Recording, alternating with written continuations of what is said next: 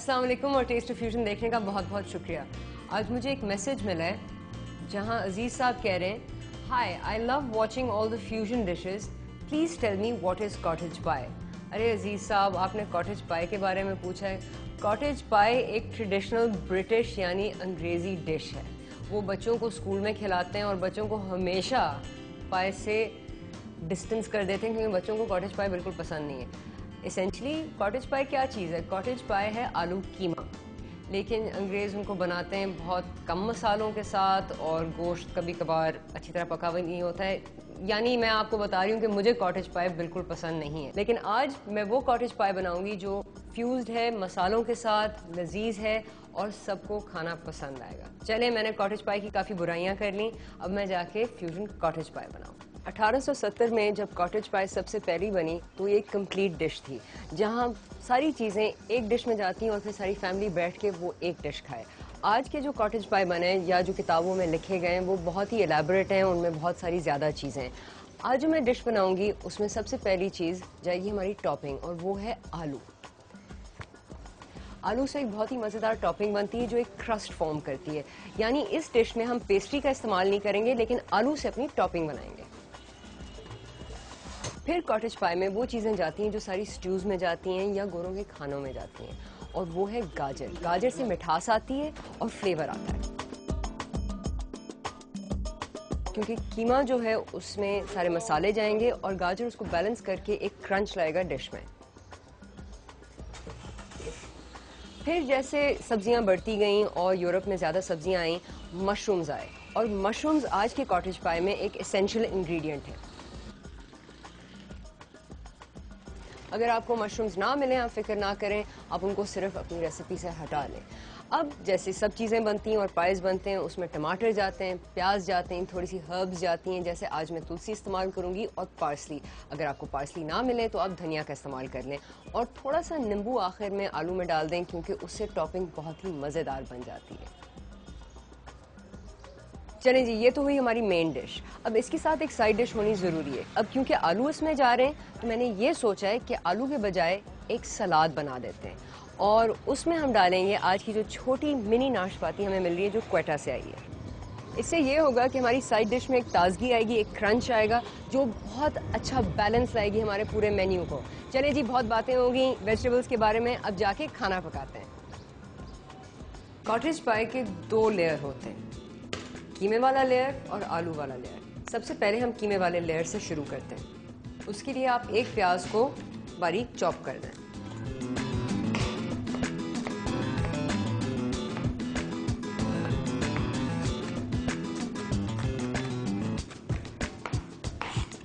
प्याज के साथ ही आप 2 पीस लहसुन के भी बारीक चॉप कर दें।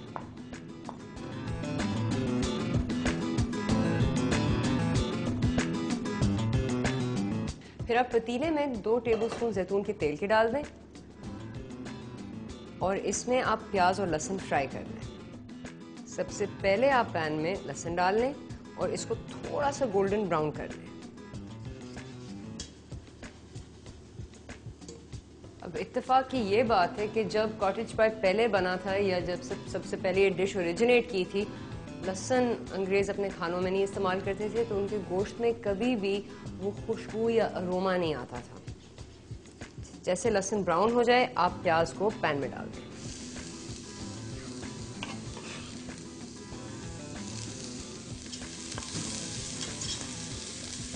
फिर फौरन ही ऊपर से 1 टेबलस्पून सिरके का डाल दें और 1 मिनट भूनने के बाद कीमे को पैन में डाल दें और इसमें मैं आधा केजी कीमे का डाल रही हूँ।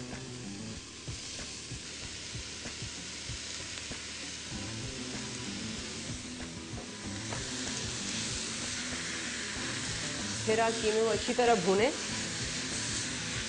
यानी उसको थोड़ी देर पकाएं। लेकिन मैंने अभी तक कोई मसाले ना कोई पानी या टमाटर इसमें डाले। इस प्रोसेस को अंग्रेजी में स्वेटिंग कहते हैं। उसका मतलब कि आप गोश्त को अपने ही पानी में थोड़ा सा पकाएं जब तक वो पानी इवेपोरेट हो जाए। कीमा अच्छी तरह भुन जाए, आप मसाले डालेंगे। अब 1 टीस्पून कुटी हुई लाल मिर्च का पैन में डाल दें,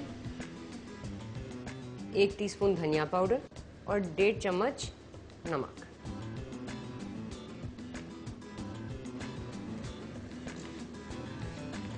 जैसे नमक गोश्त में जाता है तो गोश्त अपना पानी और भी छोड़ देता है।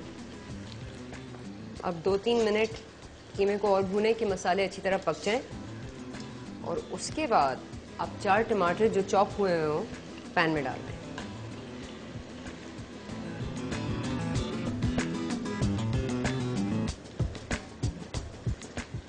आप टमाटर को 2 मिनट भूनकर दूसरे इंग्रेडिएंट्स ले लें जिसको आपने कॉटेज पाई में डालने, जैसे गाजर को आप मोटा मोटा चॉप कर लें, ज़्यादा बारीक करने की ज़रूरत नहीं है क्योंकि ये इनका फ्लेवर निकलना चाहिए और गाजर को इस तरह लगना चाहिए कि अलग से गाजर है इस मिक्स के अंदर।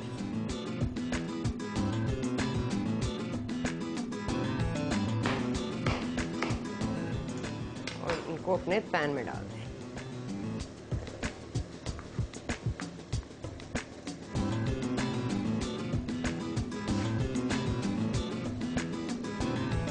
गाजर को डालकर आप कीमे को कोई 3 से 4 मिनट तेज आंच पे पकाएं।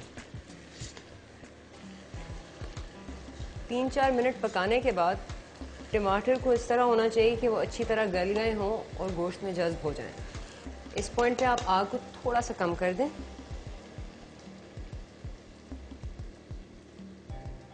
आग को कम करने के बाद आप 1 नींबू का जूस पैन में निचोड़ दें।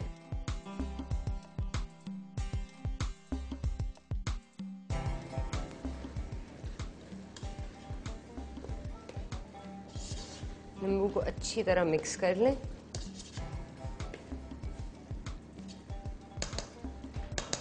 इसके बाद आप मशरूम का 1 पैकेट डालेंगे इस मिक्सचर में, लेकिन आप मशरूम को साबुत रखें।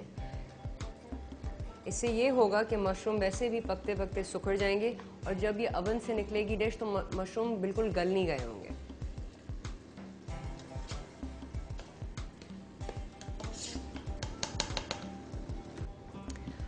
अब इस डिश में खुशबू या एरोमेटिक देने के लिए आप कोई 8 पत्ते तुलसी के स्लाइस कर लें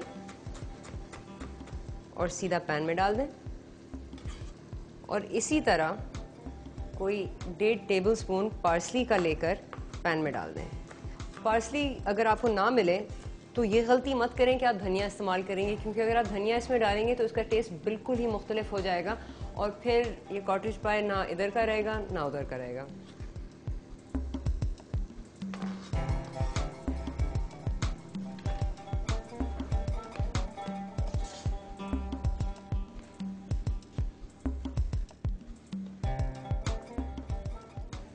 एक दफ़ा तुलसी और पार्सली आपने पैन में डाल दी तो अब पैन को ढकना दे दें और आग से हटा दें, क्योंकि एक आपका लेयर तैयार हो गया।